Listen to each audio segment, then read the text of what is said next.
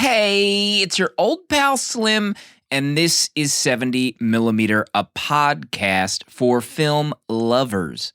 Every Monday, I'm joined by famous artist Danny Haas. Listen, I was tricked into that, okay? Someone said Charlize Theron in space, and I was there. And spiritual advisor, Protolexis. Encarnacion. And together as friends forever, we discuss recently watched movies. Later in this final episode of Faves Month, we're discussing Proto's pick, Nacho Libre, starring Jack Black. Will he finally redeem himself and choose a movie we all love? Or will this go over like one of the many fart noises in Nacho Libre? Find out now.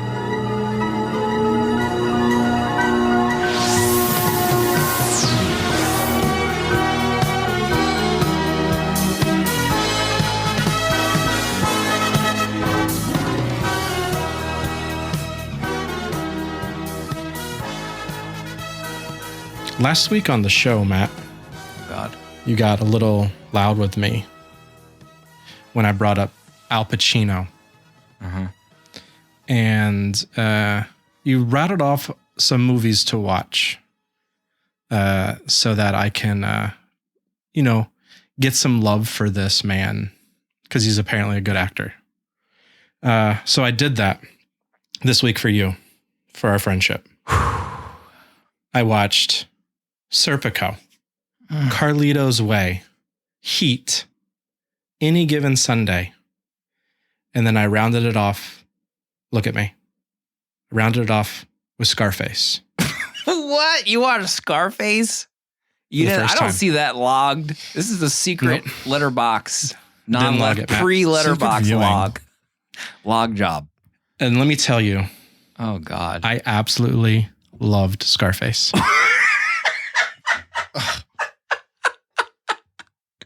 I loved it so much. Oh, I was in watching that movie. I can't believe it. I don't even remember the last time I saw Scarface, but this is probably the most shocking statement ever uttered on this show.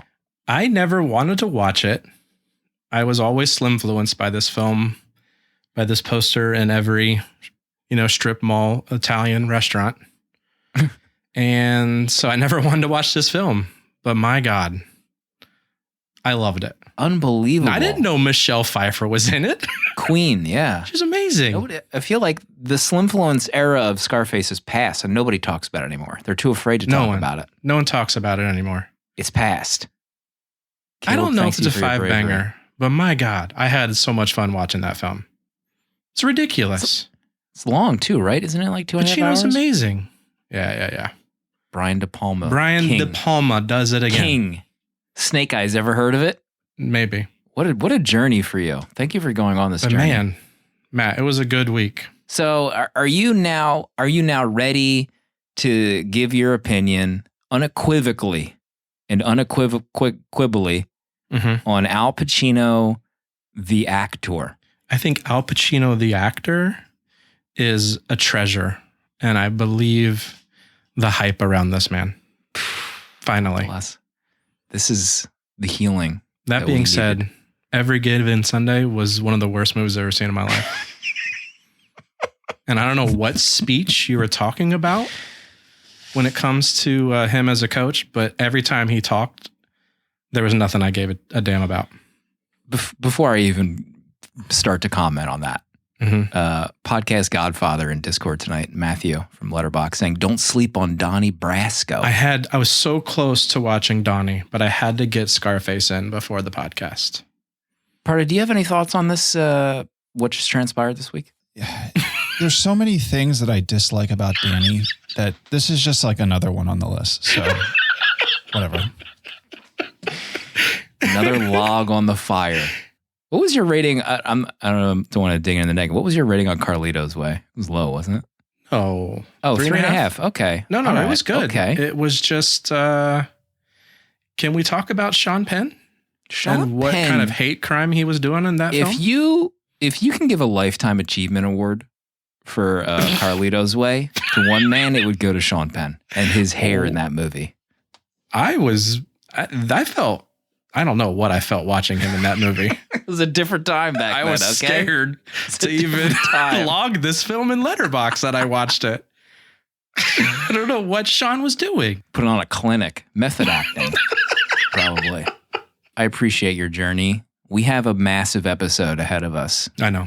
Nacho Libre, Proto's pick to close out Faves Month is right around the corner. This is a big one. The amount of movies in our circles and Discord blogging. Nacho, there was a watch party in Discord this week. Dear friend of the show, Art, attended. I saw him in there. Don't think I missed that appearance by Art in Discord. Thank you, Art. We will be announcing the next event month. You know, we thought about taking a month off of like X month, like, event month. That was Proto's idea to take a break. But he came back with another idea. He came back and outdid himself. So we'll be getting into that at the end of the episode and my pick. But we do probably want to talk about something that's coming up real soon. March 18th is a Thursday night. We're ready to pre-announce. Let's do it. This episode. It's so huge that we have to pre-announce it. Zack Snyder's Justice League is dropping on HBO Max March 18th, Thursday. The cut. We will be doing that 4-hour movie as a feature prezzo. Caleb in chat. I can't read that out. Caleb. Cripes. We will be doing the 4-hour epic on this show. And, you know, you don't have to. You don't have to watch it, but I'm interested in doing a watch party that Thursday night, 8 p.m. to midnight.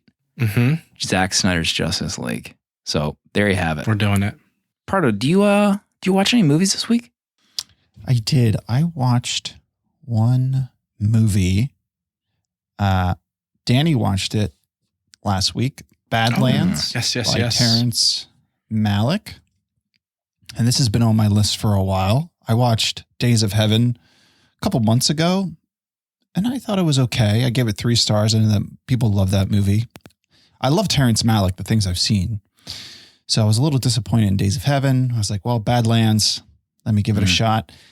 And I called this movie, I gave it 4 stars, but all I could think of when I was trying to write my review was to call it an American masterpiece. Emphasis on the American and emphasis on the masterpiece.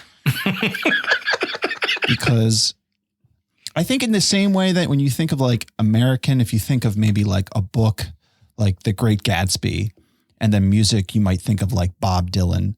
I think in movies, in terms of like American and representing our culture and just capturing some spirit, this movie captures something so profoundly that I was really blown away, especially by in the last act. The first 2/3 of it, I was like, this is good. I really enjoy it. Like the score is incredible, but man, the last third of the movie really blew me away. And Martin Sheen gives an all-time performance in this. You know, this is the first time I've seen him young. Really? You know, is that, you know, he's like in his 20s in this, I'm assuming, or he's playing a character who's 25. Young, yeah. But I don't know. There's just something about this movie.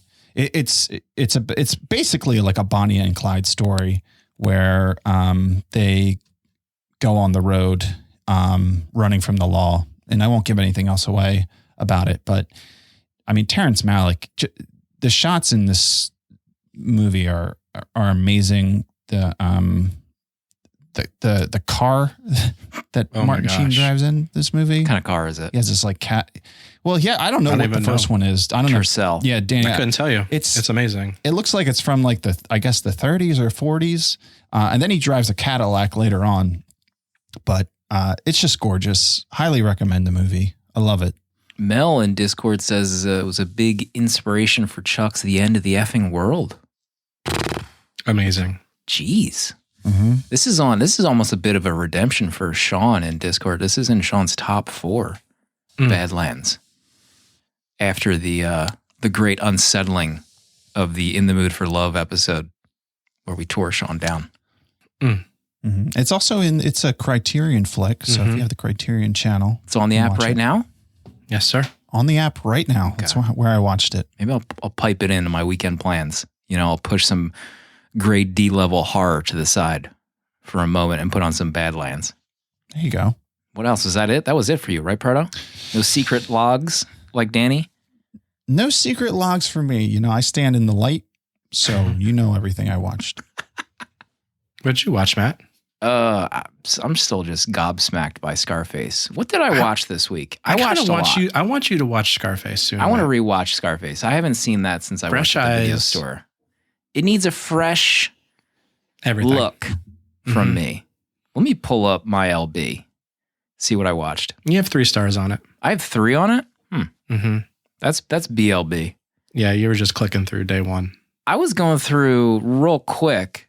I was going through the Rambo franchise recently. I had a hankering. I got a 4K jobber of First Blood, the OG Rambo movie, and that movie is legit. That's a 5-star movie for me. John Rambo coming back from Vietnam, trying to find the last remaining surviving member of his crew, only to find out that he died of cancer that he likely got from some of the funk from Vietnam, the bombs that are dropping over there. So he just kind of starts wandering around and gets into this town where he's unwanted and he's like viewed as a pariah, this soldier from Vietnam. The movie's amazing. It's still legit. Brian Dennehy is the cop who starts ragging on him and starts the whole mess that he gets into and goes on the run from the cops. F the cops. And the movie's so good. So I went into First Blood Part 2. I wanted to go through the whole string of movies. First Blood Part 2 is better than I was expecting. Wait, it's called First Blood Part 2? It's I think it's called Rambo First Blood Part 2. So it's pretty long. Like if you thought the superhero franchises ruined movie titles, it was happening way sooner than that. Jeez. So I grabbed a 4K jobber of that one too. I was going all in. Wow. And if I remember correctly, like as a kid, I loved Rambo. Like I loved his knife. I was buying all those cheapo rubber knives at like the dollar store. And so I had vivid memories of seeing pieces of these movies when I was a kid, probably on PHL 17. And I remember there was a Rambo cartoon at one point. So he was like a media sensation at this point, this character. But he gets like called back from his Colonel Troutman to rescue some other POWs that have been in captivity for like 9 years. And that's how he like gets him out of prison at the end of the first movie. The third one sucks. And I just rewatched the newer Return, kind of like when Rocky, his like new Rocky movie had come out. He also did like a new Rambo. First Blood Part 4. Fourth Blood. And it stunk. I had that as like 3 stars originally, and then I rewatched it. It was like a fan movie with Stallone in it somehow. He directed it. It was junk. I'm sorry. How is Stallone as an actor, you think? I love Copland. I think that's his best movie, where he's like a rundown sheriff, just managing a small town. But it's like, have you ever seen Copland? Either one of you? No. I don't think I've seen Stallone maybe outside of Rocky. I can't think. I think of any other Copland would movie be a of his that good I've seen. change of pace. He essentially runs a small town where like Goodfellas exist and like corrupt cops go to hang out. And he has to make a decision whether to like go against the cops or just continue living a quiet life. It's very good. I just can't get past the title Copland. That's just like the stupidest name title. Rambo First Blood Part 2 is okay, but Copland is where the line is drawn. Yeah, I'm putting that above Copland, yeah. Ian in chat wants to know, how have I not done a Stallone impression yet? I don't, I can't just do it every week. I can't turn it on, Matthew McConaughey, on the other hand, I can just pull out and just use that one. So I have Last Blood to watch next. Not really looking forward to it. We'll see. Last Blood is a terrible title. It's the last one. What are you going to call it? First Blood Part 5. He also looks terrible in Everything. Rambo, the modern one. I remember him like getting arrested at an airport for like having HGH on his person, like human growth hormone. And he said he used it while filming to bulk up like 40 pounds. His face is just like a mess. He's a mess. Yeah. You know, now that you say that, I think I watched the first Expendables, and that was rough just seeing his physical appearance. His mustache is like drawn on in the Expendables. So I'm interested to rewatch the Expendables actually too. Mike says Ram Blood. I'm not opposed to Ram Blood as a title. Sounds like a Guy Ritchie story about Abraham and Isaac. Guy Ritchie, where have you gone? We're talking about Letterboxd. It's our favorite social media site. I'm on there constantly looking up friends' reviews, seeing what people are saying. And every week we give away a free year of Letterboxd Pro. It takes away ads and gets you a host of features to see where your favorite movies are streaming. Add things to your watch list, where they're available, get notified. And this week's winner on IG, Sci-Fi Mom, Angelina. She's got a year of Letterboxd Pro. Congratulations. Sci-Fi Mom. Congrats. And, maybe you didn't win this week, but you still want to support Letterboxd. You can sign up for Letterboxd Pro and patron status at 20% off its normal price using the link on 70mmpod.com. Let's see, is there anything else on my list that I wanted to get to before we get to the big topic at hand? Nacho. We already covered Justice League. It's 4 hours of Zack Snyder's Justice League. I'm not sure if everyone saw that trailer, but the Joker is in it. Jared Leto. My king. What was the original runtime? It was a little more than 2 hours, right? So it's like 90 minutes at least? It's at least 90 minutes to 2 hours more content. Quote, content. Sorry, Marty. Where was this content? Where did they find this content? I don't know. $70 million worth of content. I think I predicted this way back when. Oh, here we go. We're running out of tape. We got to move on. Nacho Libre. We're closing out Faves Month. We're going to announce our next plan for March at the end of this episode in my pick. But this is Proto's moment to redeem himself. This is the redemption song for Proto. You know, he's come to the plate. That's good. The last few innings, and he's tripped over his own shoelaces. He, bunted, struck out. But this is the time. Those are baseball analogies. The great sport of baseball. Proto, can you take us into Nacho Libre? Nacho is an orphan who was raised by monks in Oaxaca, Mexico. From a young age, Ignacio has had a burning passion for lucha libre and dreams of becoming a luchador himself.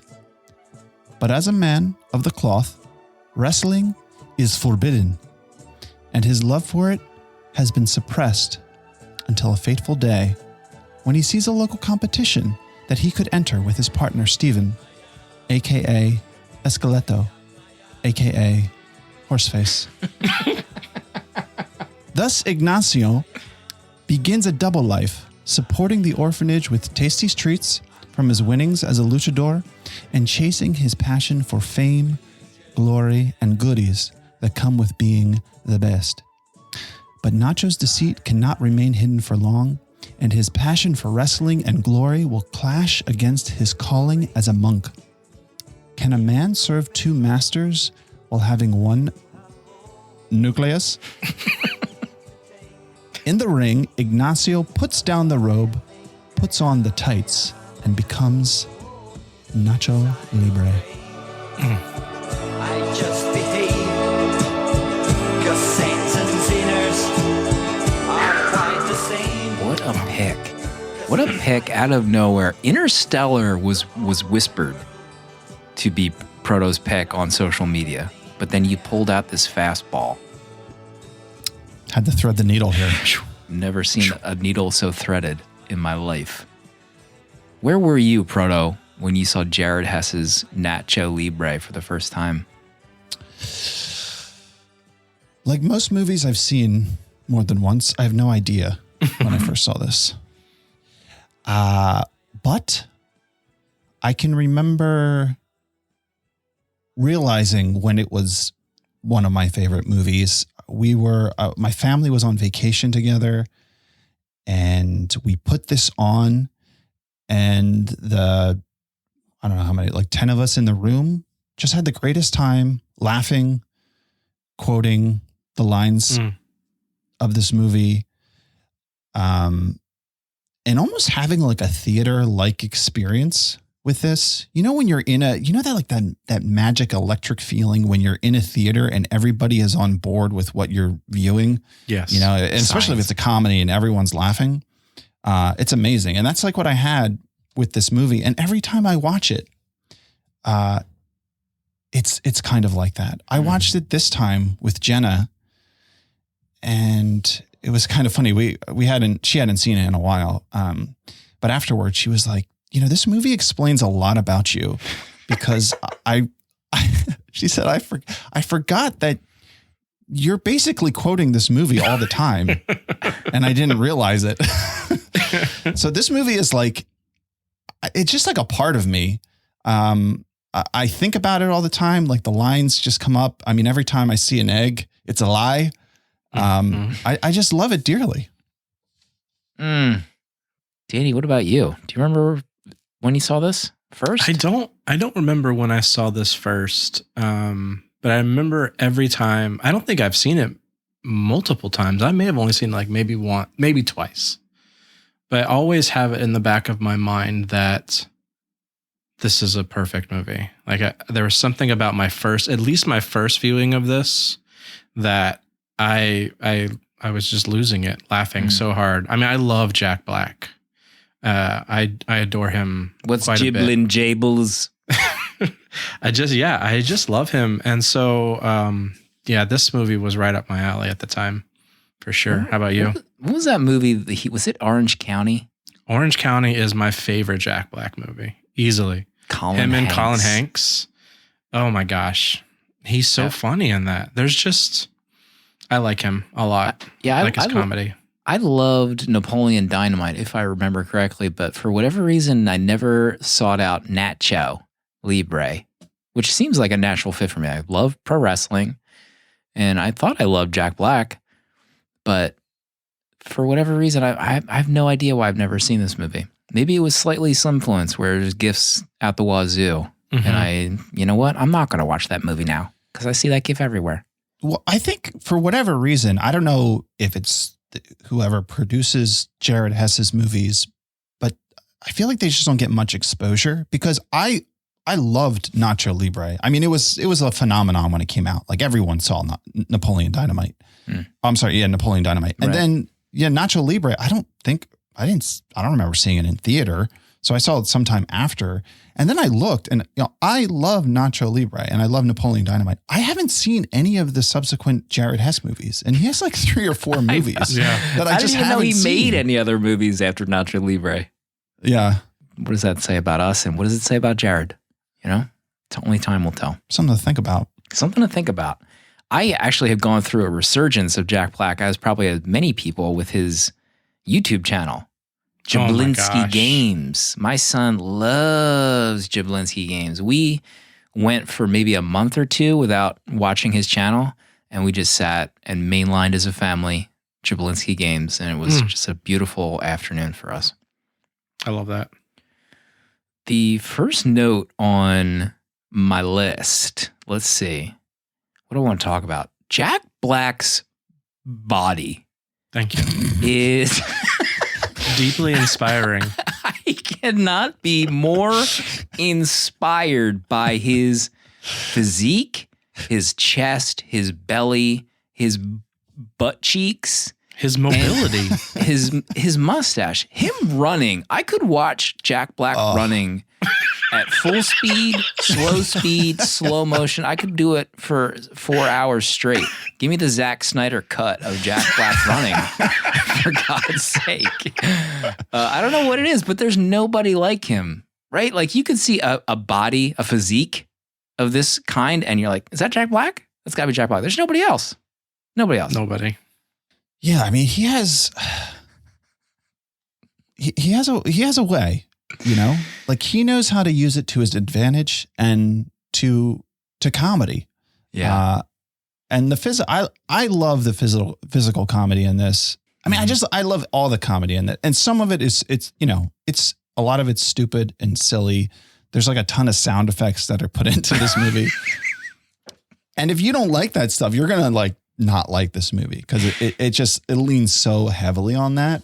But I think Jack Black, he's just a master at all that stuff. Like there's the scene where where they're like training when him and Steven first get together.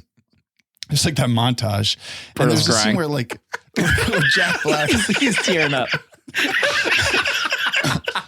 Where he just like sticks out his chest and like he's like looking away, and then like Steven, I forget, he like throws like a cantaloupe at him and it like just like hits him right. Yeah, it's slingshot and it hits him like right in the throat.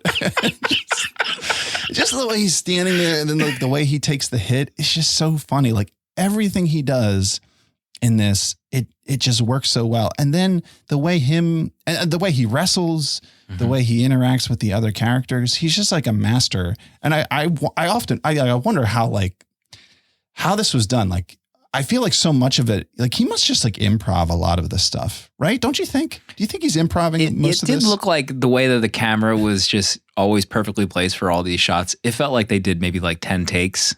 And they just kind of like chose whichever one was the funniest or worked the best. I don't know. It did feel like that a little bit.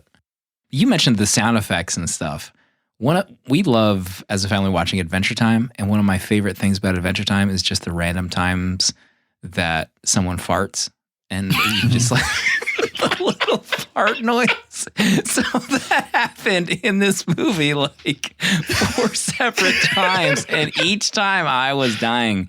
You could have someone fart in a cartoon and have like fart smoke air come out. I'd lose it every time. Oh, shoot. What's on your list, Danny? Was fart noises on your list? No, but I'm glad you brought it up because it's very funny. Thank you. Because this was a perfect PG 1 hour, 30-minute movie to watch with my kids. I watched with my kids as well. It was definitely their first time watching it. And I had to pause it because I was laughing so hard at the baptized scene when he dunks him. I don't know why you always have to be judging me. Because I only believe in science. But tonight, we are going up against Satan's caveman. And I just thought it would be a good idea if you... He slams his head. I don't know what it is about that scene. I lost it. It was so damn funny. And I love that Steven, I can't remember how he say his other name, is like a man of science too. And it's just so perfect. Oh, yeah. It's just hilarious. And then I also love his bike. I love that motorbike thing. Get up. That bike is so cool. I need that in my life. Yeah. The amount of GIFs in the Discord right now that are perfectly attuned to any scene we mentioned, all the GIFs exist some way, shape, or form. There is this where he first rides his bike and like crashes and he's on his back and he's like exhaling so loudly. Oh my God, that scene was hilarious. Every time he cranks it too, he cranks it like it's going to take off and it goes so slow and it's just stupid funny. Yeah. It's stupid. The egg scene where he has to climb to get this egg and crack it open and he gets the yolk all over his face. Holy Lord, that was disgusting and amazingly hilarious. You should have heard my kids. They were horrified at what they were witnessing hit his face. It was unreal. There's a gift for that. I don't know how they filmed him climbing up. They must have used like some green screen or whatever because it looked pretty bad. And Amanda turned to me and she's like, do all old movies look bad on this 4K TV now? Is that how this works? But it was just like, I don't know why they filmed it like that. It definitely looked strange, but it was amazing. Oh, yeah. All the green screen stuff in this looks pretty bad. Like that scene. And then the scene where he gets hit by the bull is just awesome. Yeah, the CGI of him landing. Yeah, it's like so no bad. Dust or anything when he hits the ground. The CGI character just like stops moving at the bottom. Oh God. Getting the eagle egg is probably to me like the funniest scene. Like, I've seen this so many times, but every time it just kills me. But the one thing that I always want more of in this is just the wrestling. I just wish there was more of the wrestling because the character's hilarious. Like the Satan's caveman. Yeah. Oh Like, my what an amazing gosh. name. And just like them wrestling and the way like every single match, Steven gets a chunk of hair taken out of his head. I could have just watched like 10 more minutes of that. Or if like the Ramses fight was like 5 minutes longer. Because Jack Black, he looked so great wrestling. Mm-hmm. Like his body and just doing those wrestling moves and the way he's kind of like so like whimsical, the way he moves and like the silly moves that he does. I just love that. So I love all those wrestling scenes when at the end where he jumps off and tackles Ramses. Oh my God. That scene put me over the top. When that, like the whole final battle, it was so well done. And him jumping off the top rope and it just being so far away and he's still like, it looks so silly. And when the kids show up at the arena wearing the masks, that's movie magic right there. Magic. That is absolute movie magic. Also, his celebration, like the extent, his celebration felt like it was 2 minutes long of him just running around the ring celebrating, but it was so hilarious. It was so good. The wire work. Yeah, exactly right. It's like so exaggerated, but still works for some reason. Danny, what else is on your list? Let's see. I had the training montage down because it's absolutely brilliant, and I laughed my ass off, especially when he gets hit when he shoots him with the arrow, and it's not like an arrow that could hurt anybody, but it just bounces off his back. I lose it. Well, also he smears like the cow dung over his face first. Disgusting. Why did he even do that? Just to block out his vision? That looked 100% real. It was so gross. Made me ill. We got to talk about Encarnacion. Is that how you say her name? Encarnacion. A vision. A vision. Yeah. She's in character was so Narcos, good. I believe. I can't remember what else she was in. She's great. And when he takes her out on the town and he's in that blue V-neck and he clenches those butt cheeks and does lunges for her, it's Jack Black, peak Jack Black, like on top of his game. It's hilarious. Where are your robes, Ignacion? They were stinky. Also, the line that he says, beneath the clothes. We find a man. And beneath the man, we find his nucleus. The subdued Jack Black in this movie like blew my mind. It's like subdued, but he like amps it up just enough so it evens out. I can't even explain it. Like there is just this magic with him in this movie that is so un-Jack Black, but still very much him in a different way. I was kind of like blown away by his performance in this. I like what he said. They're just niños trying to get out their wiggles.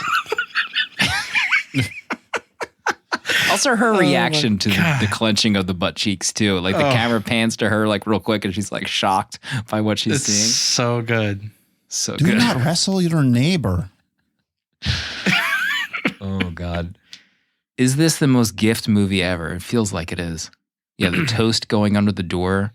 The toast, them eating toast. Yeah. Oh my God. The way she was written was just so perfect. And towards the end of the movie, you know, when they go to see him, Chancho, the little kid, right? That's his name.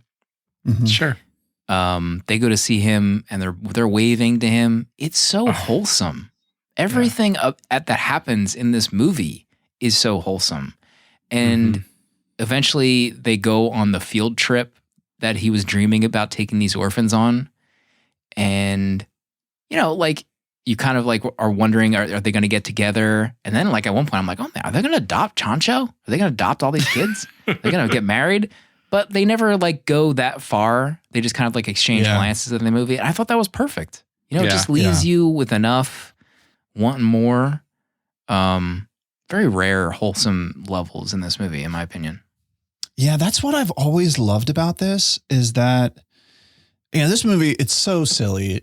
But it does have such like a wholesome story at the center of it. And the idea that this guy is like torn between his duty as a monk and like what he's been called to or what he's like chosen versus like his passion and desire to be a luchador. And then even his love for this nun. Mm-hmm. And like that, even that look that he gives, I love the way this movie ends. Cause that look, that smile, you can see it. Like you can see the pain in his face as he looks at her and he smiles and you just know that he's like, I want to love you. And I want us to be together, but I know we never will. And I feel like that moment, it like captures it so well. And it's so rare to kind of see a movie kind of end like that, because usually it'd be like, oh, like they'll just get together. Right. And they'll like run away and like, that'll be the happy ending because, he'll get the girl and he'll get everything that he wants, but it's not like that. And I love this movie for that reason. Maybe it's time for a sequel. What's Jared up to these days? Gosh. Jack's ready and willing. He's got probably Jumanji 4 he's going to film in probably 2 weeks. Jumanji 5. Why not a return to Nacho Libre? Holy cow. Part dos. Can we get Jack on the show? Jack, please. Chancho's story. Oh my, Chancho was so adorable. The way he covered up the TV because he thought that the mask was going to get ripped off and he didn't want the other kids to see. Amazing. I want to adopt this kid. The other thing is, I think this movie is gorgeous.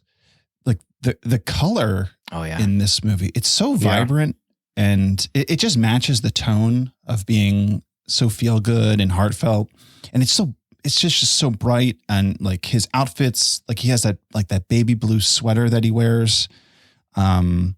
And just like the background of the sky and just the landscape, it's just so beautiful.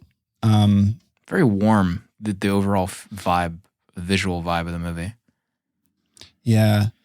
And one of the other scenes I love is when they get their first big paycheck, and there's that song, like the bubble gum, and then he's like checking out the meats, and then he has like some tingling behind him, and then it zooms in on the boots behind him, and then and it does the slow-mo of him like just going down the stairs with the clothes over his shoulder. I love that.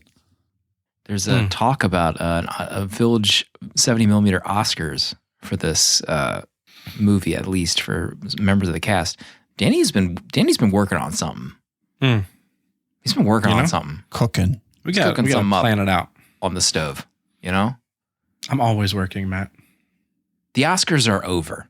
They're finished. Their time has passed. There's a vacuum. Tired of them. The time has passed. It's our time now. The actor that plays Steven carries as much as this film as Jack, I think. He is incredible. His timing with Jack is like, you have to be on, I feel like he has to be just at the same level as Jack comedically, and his facial expressions and his, the stuff he does with Jack is absolutely incredible. I think he's insanely funny. His mouth, I couldn't stop staring at his mouth. Like it was huge and his teeth were gross. I love when he got his teeth fixed because it was so obvious. I love this guy so much. I feel like he should have like a better career. I don't know if he has. I feel like I just have not seen him do anything else funny, obviously. But for all we know, he was in the next 3 Jared Hess movies. Right. We got to watch more Jared Hess films, I guess. But man, he is so funny in this film. I love watching him wrestle. It was just, he's great. Mm-hmm. He's just so funny. Yeah, I mean, he really knocked it out of the park in his first 2 movies, feature films with supporting cast. Mm-hmm. To the point where they're all so integral to the overall story and are perfectly cast. Oh, go ahead. No, I was going to say the watermelon scene where he... So stupid. Watermelon juices on the mask, and it's just so disgusting, and it's just still there. It's cracking me up. I mean, I quote... Get that corn out of my face! Monthly. Anytime someone hands me a piece of corn or I see corn, I say get that corn out of my face exactly like Jack does. And I've only seen this movie a couple times, but that line gets me. It's so ridiculous and so funny, and it's so fast. And I know it's coming, and I laugh every time. And I just, it's one of the most quotable things I ever say is get that corn out of my face. Yeah, Forrest points out how he's always holding corn. Like He's it's always almost eating like the a corn. snack. It's like me getting hot dogs, walking around Street with, corn. corn on the cob. Well, he was homeless, and then he finally got money, and so he's eating his favorite thing left and right, and it's amazing. God, the corn looks so good too. I know. Yeah. Good Corn. Mexican street corn. God. Kidding me? Oh yeah, when he throws the corn into the guy's eye after the party. That was repulsive. Shocking. Oh that my was god. that was very shocking. Yeah, there's a few lines in this where, like, if I ever see a nun, I just can't help but shout, like, "Can't you see this woman as a nun?" That, and then, I say, like, people think I don't know a buttload of crap about the gospel, but I do. Yeah, there's just so many lines in this that, man, it's just like an endless stream. And then, like, I forget them all as I'm watching. I'm like, oh, I love this line too. Mm-hmm. Yeah, I feel stupid for having not watched this movie before. Like this, I can't believe it was your first time. It's and amazing. it seems like it got mixed reviews when it came out. Like it wasn't, raved about. And I don't really get it. Like for my viewing, and I know a bunch of villagers in the Discord also were kind of like varying degrees of ratings. Where's V'ger? Can I pull up V'ger for this? Couple 2 stars, 2.5. Jaywell gave it 2. Let's see, Conan gave it 2. But I loved it. I was kind of lukewarm going in. Like I kind of just like had my own thinking about like, this is probably just gonna be fine. But by the end of the movie, I was so sold. So many funny fart moments. Like you had 3 maybe fart scenes in it. Like that amps it up a few stars in my book. Like the egg scene, the joyousness with the orphans and him courting the nun. I thought it was so fun and just warm-hearted. I'm just gonna give my rating right now. I'm 4.5 stars on Nacho Libre. Baby. I couldn't believe it. I mean, the him gliding onto Ramses, the celebration at the end, his blue vestments that he was wearing at the end. Oh my God, that outfit, his hair. I loved it. 4.5 stars for me. Absolutely amazing. Wow. Any closing thoughts and rating? Closing thoughts. This film, I love the way it's shot. I feel like Jared Hess is like this comedy version of like, he's like it's like not Wes Anderson, but he has this very same kind of style of framing his shots like that Wes does. He's very symmetrical, really, just, really good way of framing these shots. And it's so much fun. Jack is one of my favorite actors. I think he's one of the funniest guys. I love the wrestling in this. I think it's shot so well, so fast paced, and it looks real. Like it looks like I'm watching like a WWE, like a good wrestling match, It's well done. And this is a 5-star movie for me. I love this film dearly. When Jack inhales, it's hilarious. And his chest is like pumped out. He is a luchador in my book. He could go to 100%. Triple Mania and be in the main event and be like, yeah, that makes sense. This is a luchador right here. Mm-hmm. Yes. Arno, it's time. Yeah, of course. This is a 5-star movie for me. And I really don't think it's 5 stars because it's like a favorite or like nostalgia. I really think this movie is just brilliant. Mm-hmm. It's of course, like we've talked about when we talked about Monty Python, like humor, it's very subjective. But for me, on like every level, this movie works. All the jokes land. Jack Black is at the top of his game. The supporting cast is amazing. And then the soundtrack, I love all the music in this. It's filled with music that's just so fun and just hits so right.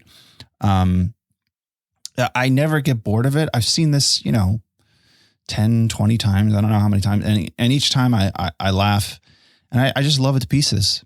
it's forever a favorite for me. Art in chat points out Mike White, the writer, also wrote School of Rock in Orange County. Mike White. Okay. Mike. Maybe Mike get White was Mike the on the secret show? sauce for Jared. Top secret hot sauce from Mike White. So that 5 times fast. Played Ned on School of Rock. I haven't seen School of Rock in a very long time. That's Mike Same. White? Oh my god. Can we get confirmation on this? Dale? I love Dale's Ned. Dale's Yes. working the iMac in the corner. there right now. Schneebly. Great pick, Proto. You've done it again. Proud of you, Nacho brother. Libre, the end of Faves month. Big historical, big rating average. And Mike White was on a recent Survivor series. Matthew, the podcast Godfather, says. This guy gets around. Are we getting him on the show? Mike, are you in Discord right now? It's time. Oh, there's Ned Photo. Schneebly. Oh my God. That is That Ned. Art just posted. Is that what my hair is going to look like in 20 years? 10 years? Let's be honest. That's what it looks like now, Matt, please.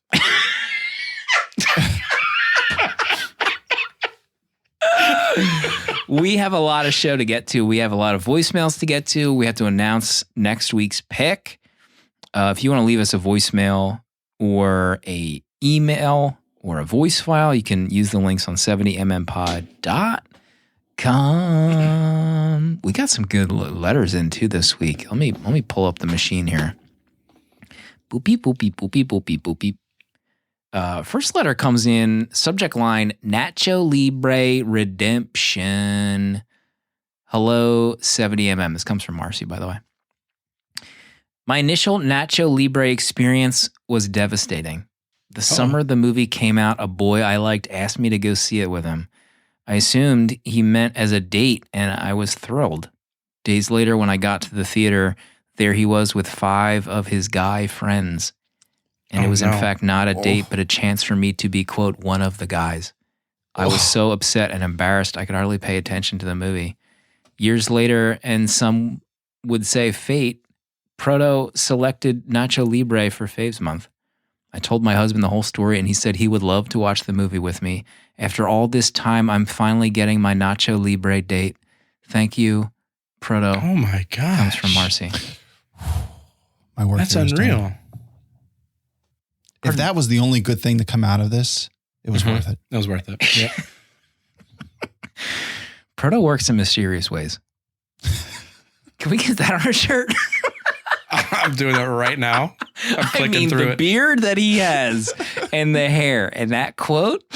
Maybe Proto doing like the hand gesture with the two Buddy fingers. Jesus.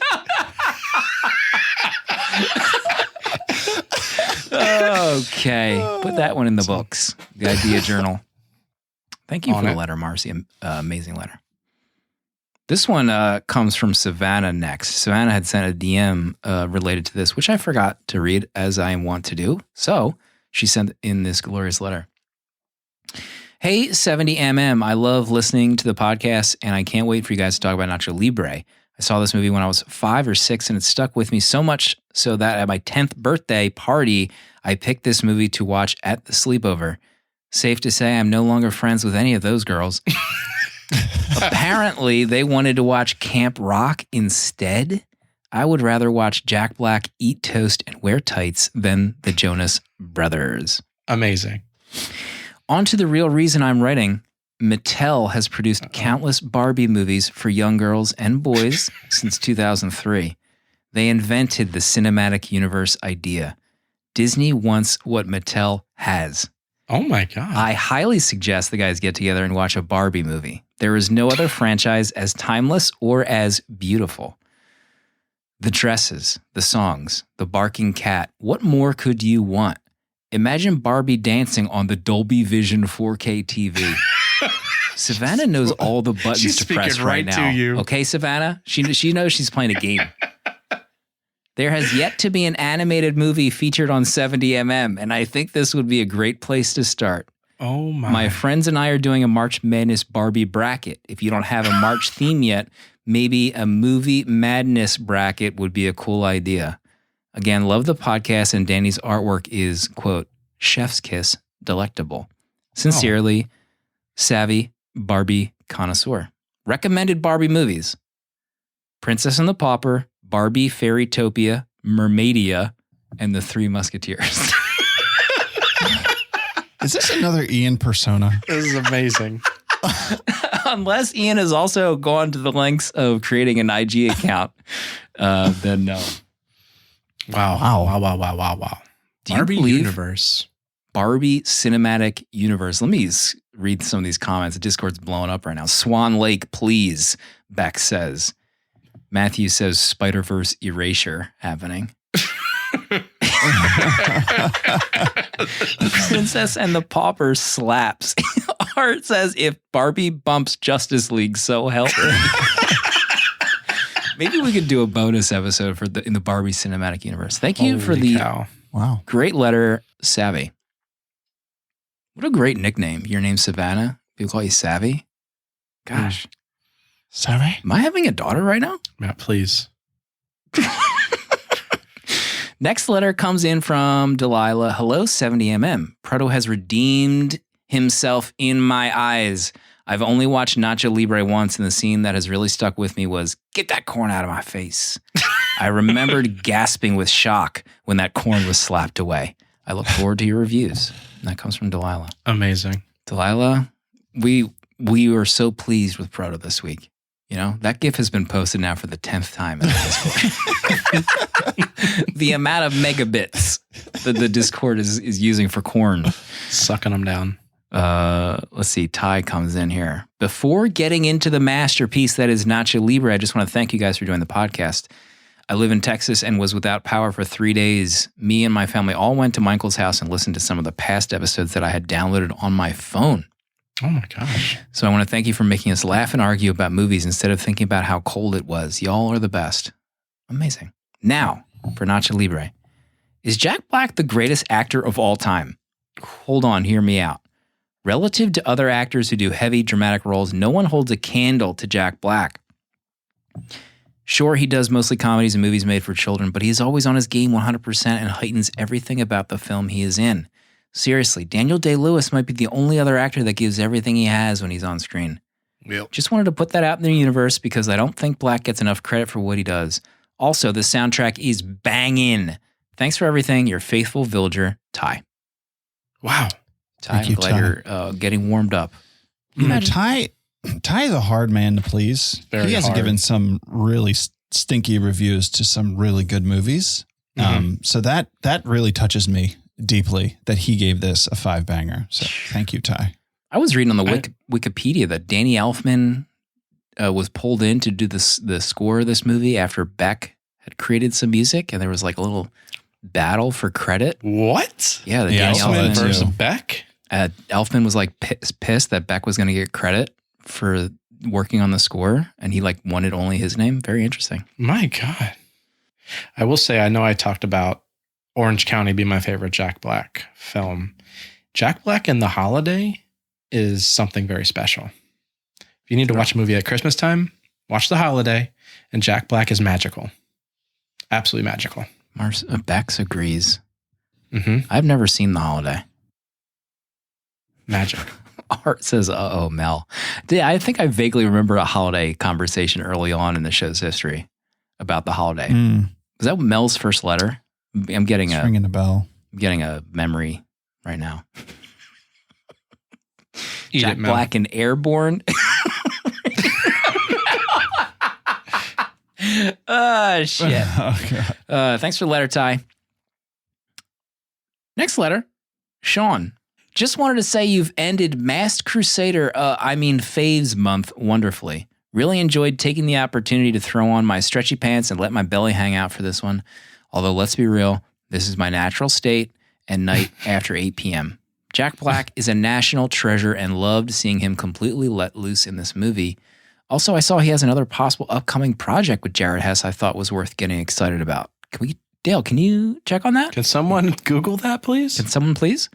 Lastly, I wanted to say to anyone who isn't a fan of Nacho Libre, it's worth mentioning that much like Napoleon Dynamite, the more you watch it, the funnier it gets.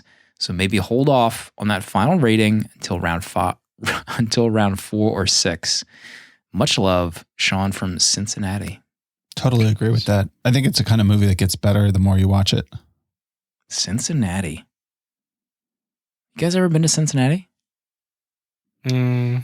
Yes. I drove there for a Philadelphia Phillies versus Cincinnati Reds game. I think in 2008 when they won the World Series, my Phillies. I was there. What's a drive to Cincinnati like? God, too long. Too long for a baseball game. I feel sick just thinking about it. The art is now in the artwork channel.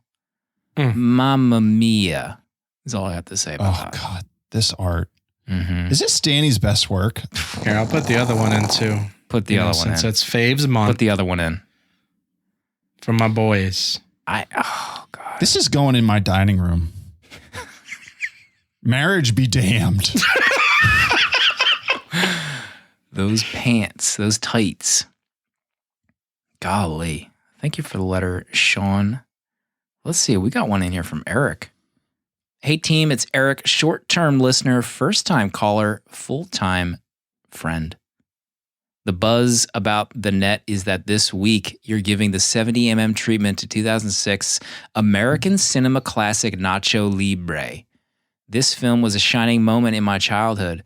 Imagine 11-year-old me walking into our local Ion Video and spotting that beautiful baby blue DVD cover having been propagandized by an onslaught of over-the-top ads on a static-riddled, unpaid feed of Nickelodeon. Goodness. Me and my two older brothers conspired to convince our extremely conservative Lutheran homeschooling father to let us rent this movie for a fateful family movie night in late 2006. Needless to say, me and my brothers loved this, while my dad was not mad but disappointed with the, quote, crude humor in this film. To this day, I watch this movie a few times a year. It's an easy 5-banger for me. Thanks for making the show. Your positivity and general silliness gives me life. Love you, boys. That's Eric, who joined the Patreon this week, along with our dear friend Bean, too. Eric also had an amazing review on Letterboxd as well for this. You kidding me? Yeah. You kidding me right now? It happened. I think you said in the Discord, is this the greatest review of all time? Or something along those lines. Yeah. Best review of 2021. Easy. Oh, Eric. Great letter. Eric's listening live tonight as well. Podcast. Let's see. Let's get into this from our other dear friend Sean. Subject line: in the mood for heartbreak. Oh no. Hey, 70mm pod. I wanted to drop you guys a note while I'm currently finishing my view of Nacho in prep for the show later tonight. The last 12 months have been a crazy time for us all, but one thing that has been a constant for me is the weekly laughs and tears this podcast has provided. Even after that In the Mood for Love episode, my dreams were crushed, but not my soul. I will pass that trial by fire on to the next chosen one. Luckily, I found that time mends bad reviews. The villagers will continue to find ways to sabotage the show. We are #villagers only. And RoboCop is a snack. I still don't know what's going on in that channel. We have a channel that the hosts are not in Discord. It's just villagers. Crazy. Something's going on in there. I still don't know what's going on with these possums that are being posted in Discord. I'm assuming it's happening in that channel and that channel only. God, I mentioned them and now they're everywhere. Thank you for building such a wonderful community that has created many friendships and a never-ending gift storm to the next 5-banger. The people are what make the 70mm pod and the VHS Villagers so special.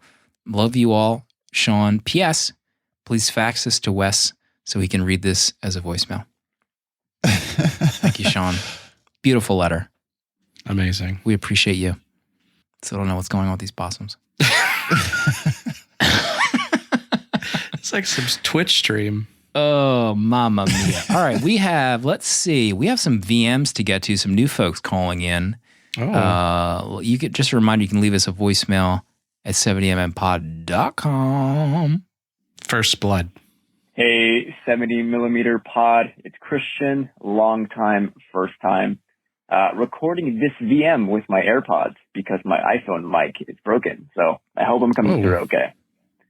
Listen, Nacho, what a banger pick by Proto, huh? This movie absolutely rules.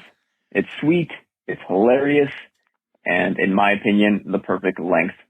Not once does any of the gags or jokes overstay its welcome. I remember back in junior high, my buddy Mark and I would quote this movie all day long. Such a quotable movie. And I'd argue possibly the best in terms of lines. Wow. Anyway, after about a year of quoting it, my friend found out I had actually never seen the movie. I had just picked up on his quotes over time. They were that good. The shock I gave him, I tell you. Anyway, that weekend I gave it the HBO rental and recorded it on my DVR. Nice. Hey. Don't Tell Dish Network. Changed my life after that. Quick sidebar, this movie opened up a week prior to Adam Sandler's Click. Oh, And God. looking back, I regrettably made the mistake of wasting my allowance to go watch the latter. Oh, no. That's not to say Click is bad. Where It is might be, dare I say, top 10 Sandler flicks? I don't know. You tell me. But Delete that. that's I'm deleting besides that. the point. I'm just, As a Latino myself, I gotta say, Jack Black puts on such an incredible performance. Maybe I was just young and ignorant, but I swear Jack Black was at least part Mexican while making this movie. My Spanish-speaking mom yelling, Nacho, after watching this movie tells me that Jack Black is indeed invited to the carne asada. After the umpteenth rewatch, this is absolutely still a 5-banger for me with a fat orange Yes. Nickelodeon heart. Oh. I thank all of you guys for the countless hours of entertainment. Destiny 2 is way more fun when I'm listening to the coolest boys in town talk about movies, as Slim likes to say. Destiny. Stay safe, My stay gosh. warm. Oh, and before I forget, yes, Interstellar rules. Hashtag Proto was Yes. Oh, God. right. Goodbye. Mm. I'm cutting That's not the going on other a shirt, stuff. though. I'm cutting the I'm sorry, other Christian. stuff. Yeah. We're not putting hashtag pros right on a shirt. Cutting it. You don't need to put it on a shirt. It's just known. Can you imagine quoting a Common movie for that knowledge. long and then it's revealed that you hadn't seen it? That's amazing. The, I love the that. silence amazing. that would happen right there. Sheesh. Thank you for the VM, Christian. Just catching up on Discord chat. Catch up. There's too much. I'm uncomfortable. Oh, that's what I was going to say. I was going to say, we don't need Danny playing Destiny 2. Okay. We have Apex. Listen, Danny cannot Needs the focus. fall back into Destiny. We Destiny can't afford it. 1, I lost my life to. Okay? Destiny 2 sucked. You heard it here first. Sorry. What's Jable and Jables? This is Neil calling from the UK. I haven't called in a little while. Felt I had to call in this week's episode because it's covering one of my favorite things in the world, professional wrestling. Little question before we all start. Do we think Jared Hess has ever seen a movie that wasn't made by Wes Anderson? I mean, does he just think that's what all movies are supposed to look like? I actually hadn't seen this movie prior to this viewing, and thank you for providing me with the impetus to finally watch it because I did really enjoy it. I thought it was very fun. I enjoyed how it took its kind of silly premise and tried to do something a little bit more deep and heartfelt with it. I thought it was really interesting to see as well, because obviously 90% of the time Jack Black was going along with that. And then 10% of the time he seemed to have to kind of lean into his star persona a little bit. So you'd get what was quite like a heartfelt scene between him and the sister or one of his friends. And then suddenly at the end, he'd pull a funny face at the camera and go skip scabbly boo, or some similar Jack Black scat singing thing. And yeah, very, very odd sort of dissonance there, I thought. Overall, though, I thought it worked really well, and as someone who has an interest in wrestling, I thought it was really fun to see them cram in as many references to the golden age of Lucha Libre as possible. And yeah, thank you again for finally giving me that motivation to watch it. I hope this email finds you all well over there in US America, and I look forward to hearing the episode. Love you all. Thank you. Something is going on. I don't understand the possums. In the no host channel. The amount of possums in this live chat. He did that on purpose, didn't he? Was that a Freudian slip or was that for real? Hell no. Something's going on. Thank you, Neil. You know, back before this pandemic happened, Neil is a player in the wrestling game. He's a big time announcer in the UK scene. FYI. You know? see that don't man know in if a vest? Kidding me? I've never seen a male wear a vest as good as Neil. The Neil body Get there? in a vest. Keep workshopping that one. Oh, crud. All right, let's see. Forrest got more? We got a few more to get to, yeah. Oh my. And I still have to announce my pick for March. Kick off the month. Hang in there, everyone. Everyone hang in there. Have some more Dove chocolates if you need to. We got one in from a dear friend of the show, Bex. She sent a lengthy one in here. Get those doves out. What up, 70mm? It's Bex. I wanted to leave a voicemail for Romeo and Juliet a week late, but Okay. it's fine. I was so excited that this movie won the bracket. I really wanted a Meg Ryan movie to get in, and it didn't. And I look forward to the day when I can talk about Meg Ryan in excess in a voicemail, but today is not that day. So I will instead focus on my boy, Bill, who I love. And I do want to preface this voicemail by saying that I am a complete Shakespeare nerd. So I definitely have strong opinions, and I'm totally know that I might be a little bit more passionate or aggressive when it comes to good old Will. But man, Baz Luhrmann's Romeo and Juliet, what a perfect movie. I love the energy in this movie, the playfulness, the tragedy, the wild sexual energy. It's so appropriate. It's potent. The aesthetics in this movie are incredible. Mercutio and Tybalt, I mean, just kiss me, right? They do such a good job. Can't get over it. And then Claire and Leo, they're so perfect for these roles. And you're so on their side, even though if you step back or if this wasn't another light, you'd be like, these kids are crazy. But I'm totally rooting for them the entire time.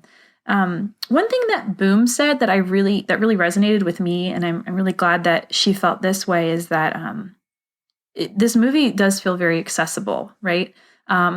You might not know or digest every word that's being said in the film, but the intentionality and the emotionality behind those words, I think, is conveyed so well. And I think that's true of a lot of Shakespeare. Shakespeare wrote for a wide audience in his own day. He wrote for the royals and individuals with high education, but he also had a variety of individuals go to the theater, right? Of all classes and educations. The individuals who were standing right near the stage and the groundlings were people who were typically uneducated. But they loved Shakespeare, and I definitely feel the same way, right? Like, I might not know everything that's going on, but I get it. And that just comes through, and I think the actors in this do such a good job. So I just really want to say that I appreciated how you guys talked about this movie and the things you highlighted. I totally agree with. Wow. And it was really fun being able to watch this along with others in the Discord. And if you're listening to this and you're not in the Discord, I would just ask you, why not? But thanks, guys. I'm looking forward to listening about Nacho Libre. I hope everyone had a good Valentine's, Palentine's, Galentine's Day. Okay, thanks. Bye. Is Bex a professor? An English professor? Teaching we have these to give her a guest host credit? Come on. My gosh. Resident Shakespeare expert. Unbelievable. Bex. Had no idea. That was amazing. Educating us, you know? My word. We're the ones being educated. Bex. Okay? Shakespeare.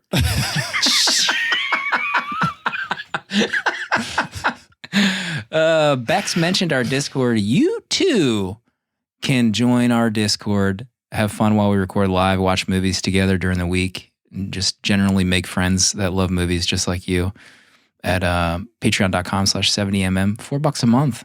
Get a fancy physical membership card designed by Danny. You know, discounts on merch, discounts Eventually. on that. You'll get a card. You'll get a card eventually. Okay, Calm down. Danny has One man job show over here. Hang tight. Okay. What's like that painting from Leonardo da Vinci where the guy's got like 10 arms all doing different things? Is that The Da Vinci? Vitruvian Man? Yeah, something like that. I That's don't know. me. Yeah. That's Danny trying to get Podtruvian these man. prints out and designing everything that we've done so far. The Ventruvian octopod, Eric says. Good God. Let's see. We have 3 more to get to before we get to the pick for next week.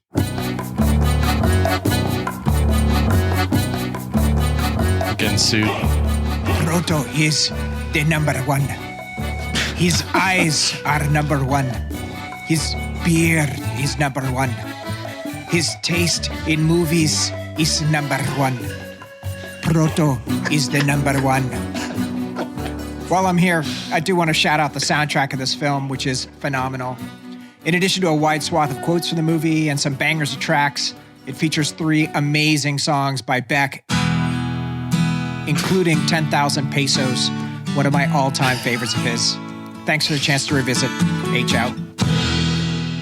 That could have been H playing his guitar for all we It know. really could. He's sitting around a campfire right now. Marcy asked if that was Borat to start that voice.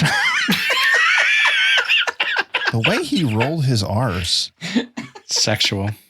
Doesn't he live in Texas? Is that just a natural thing? H or Bex? Oh, wait, no, he's from Texas, right? H? Didn't he live there He's for a from while? Daytona Where is Beach. H right now?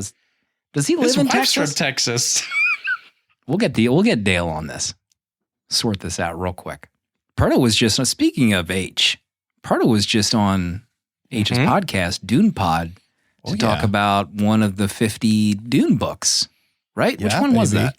That was First Blood 7. book number 4 of Dune, God Emperor of Dune, 4 of 6. So I've been on the show for each of the books. Yeah, a few episodes ago, a few weeks ago it came out. Check it out, Dune Pod. I was on there. Luckily, again, was able to come back with H and Jason. Had a good time. The more I hear about Dune books on that podcast, the less I want to ever read those books. It sounds like a disaster as it goes on. A chore. You know? Some might say that. 2 more voicemails from the same person, believe it or not. I don't know what. Excuse me? Something's cooked up, you know? We'll see how this goes. Nonsense. Hey, it's your old pal. Oh. All right. 2? Hey, it's Forrest. It's just Forrest. I had a little whoopsie daisy, and I dropped my phone on my face there. Really thought I had a good VM cooking for this week, but I feel like I've been totally thrown off my game here.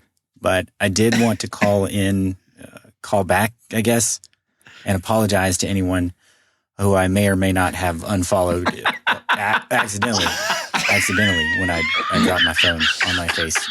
You know how these things happen. Anyway. Thanks. See? Exactly right. It happens to everybody. Forrest just confirmed it. You know, we didn't need my wife to confirm things. Thank you, Forrest. I'm dying that the Discord knew that joke. There is something going on feel in sick. that channel. Are they workshopping these jokes together? How many messages per day are we missing and the scheming going on? Groundlings over there. You know? Thank you, Forrest, for always being on my side. I appreciate it. All right, I think that's it for the VMs. We have to talk about next month. I was invigorated by a tweet that I saw this week come across our feed that added us on Twitter. You know, someone was asking like, "Hey, what podcast you listen to?" And they mentioned 70mm. Of course, by a tweet. And we were mentioned alongside other podcasts. You know, Louder with Crowder and Ben Shapiro. Never heard of it. I couldn't have felt more sick to my stomach that we would be compared to those grifters and you would listen to our show at the same time as those goobers. So I was like obviously pissed. I brought it into the Discord. You're hot. But these losers like Crowder and Shapiro and some of these other fellows that were mentioned in this tweet, you know, they prey upon these white boys that feel disenfranchised by our country, you know, as opposed to actual people that have been disenfranchised, like people that have been brought down by systemic racism in our country, and that they're the ones that are bringing them down. We couldn't be more the opposite of Louder with Crowder and that crew. So we have to be clear that this podcast supports Black Lives Matter, the trans community, and if you're in any way opposed to that, you can get the fuck out of this podcast. I don't want you here. And if you want to help be educated by us, we're happy to help. Listen back to the Batman episode. Listen back to Do the Right Thing. So this month is Black History Month as of recording. Next month, March, Proto came up with this scheming for movies. We did our own scheming. We can scheme too, okay, Village? Yeah, hosts only. Hosts only channel. So Proto came up with the idea for movies that you should have seen by now. Movies that you would consider bucket list movies. You hear about a movie that you haven't seen before, like someone says, I've never seen The Godfather. And you're like, you never seen The Godfather? Movies like that. Schindler's List, Psycho, Ben-Hur. I'm just rattling off like movies that everyone has seen. I'm not saying Tenet, Mike. Delete that comment in Discord. Star Wars. Like if you come across someone who hasn't seen Star Wars. Yeah. Right? What are some other examples, Pro, that come to mind when you think of bucket list movies? I mean, if someone said they didn't see The Matrix, I say, you haven't seen The Matrix? In that voice? It's like Murtaugh, Lethal Weapon.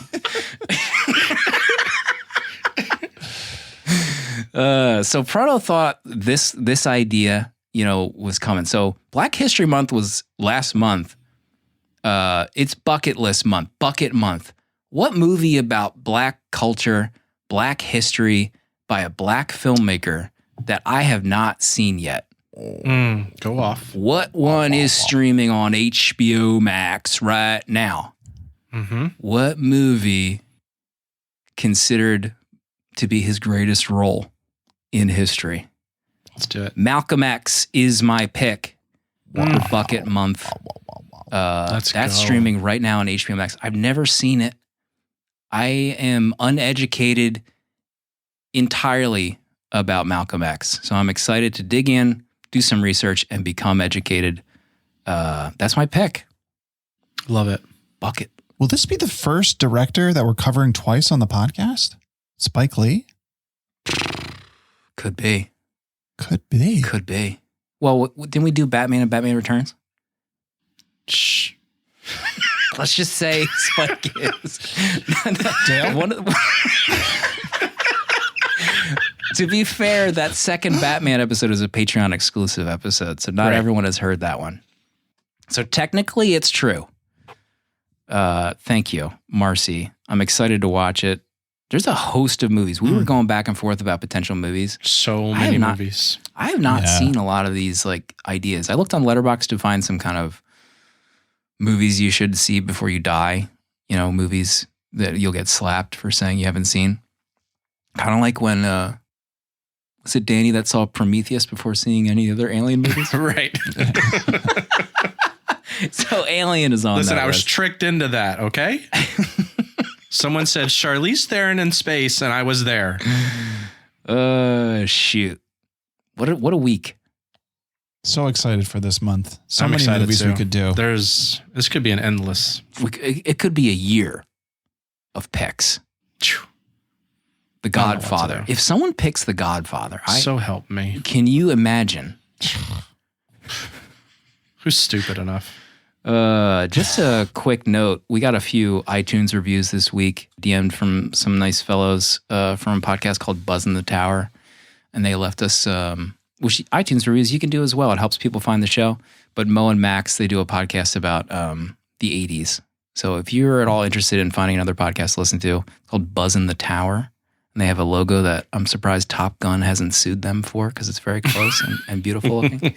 But thank you for the iTunes reviews. And if you're bored, during the week, leave us an iTunes review. It helps people find the show. Proto, any closing thoughts before we go into the night? Man, Nacho Libre again. Thank you everybody who wrote in and everybody who left a review about this movie.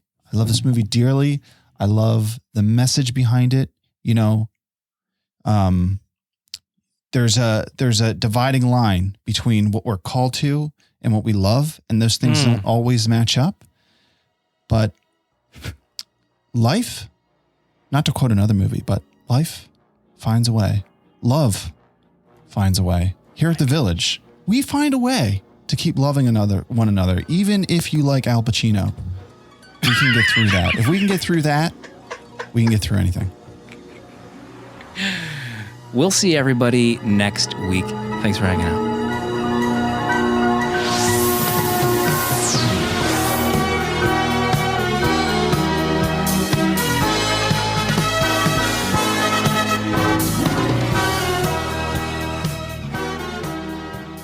"70mm" is a VHS Village production and produced by Dale_A.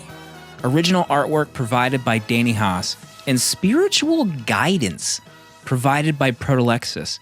Prints and other merch are available at 70mmpod.com.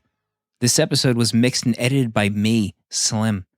You can support our Patreon for early access to episodes, discounts on merch, a physical membership card mailed to you, and access to our Discord to talk movies with other villagers. If you'd like to support our friends at Letterboxd and upgrade to pro or patron status, you can do so with a 20% off discount at checkout on the web using the code 70mm. Goodbye.